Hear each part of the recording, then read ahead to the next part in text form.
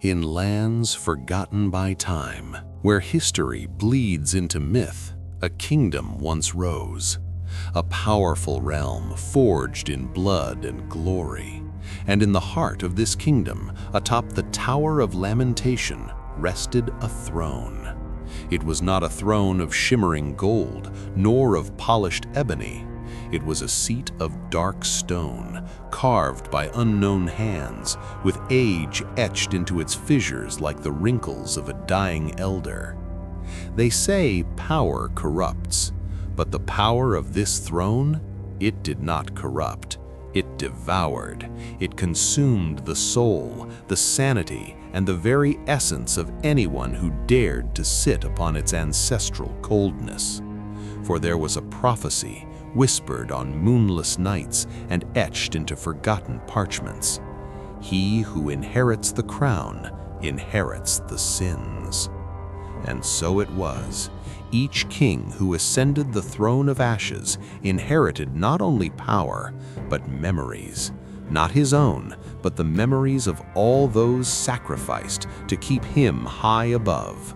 The lives snuffed out, the tortures inflicted, the screams of the innocent and the guilty that echoed through the fortress corridors, finding their final destination beneath the shadow of that cursed seat.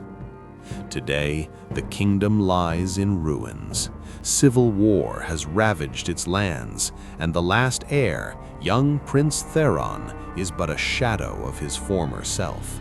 The rebel army cornered him in the old Tower of Lamentation, the only place left of his lineage. And there, in the center of the main hall, the throne of ashes waited. The rebel leader, a man of scars and ambition, smiled triumphantly. He did not believe in legends. He believed only in the power he could see. "Sit, Theron," he growled, "and claim what is yours. Let the people see their last king in his rightful place." Theron was forced to sit.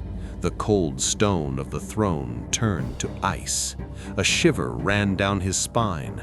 The moment his body touched the seat, a deathly silence fell over the hall.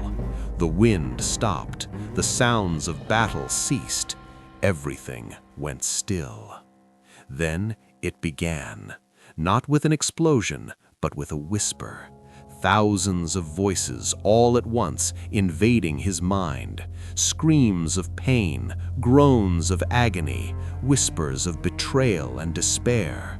Theron tried to cover his ears, but the sound came from within.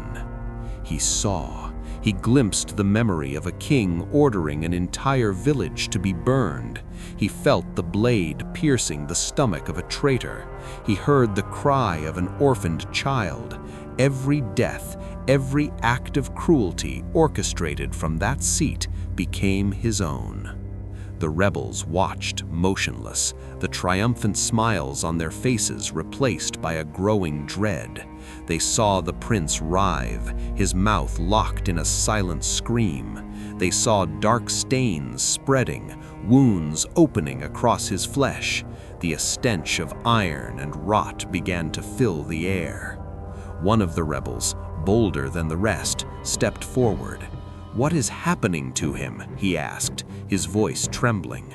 But before he could even conceive an answer, Theron convulsed one last time. And then everything stopped.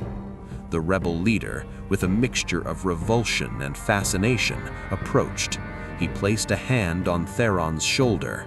The prince's body was as cold as the stone of the throne. He was dead. He shoved Theron's body aside, which tumbled from the throne like a rag doll, hitting the floor with a macabre thud. The rebel leader sat down. The stone, initially cold, felt welcoming. At the exact moment his back touched the ancestral stone, a shiver raced down his spine, a distant whisper, a muffled scream.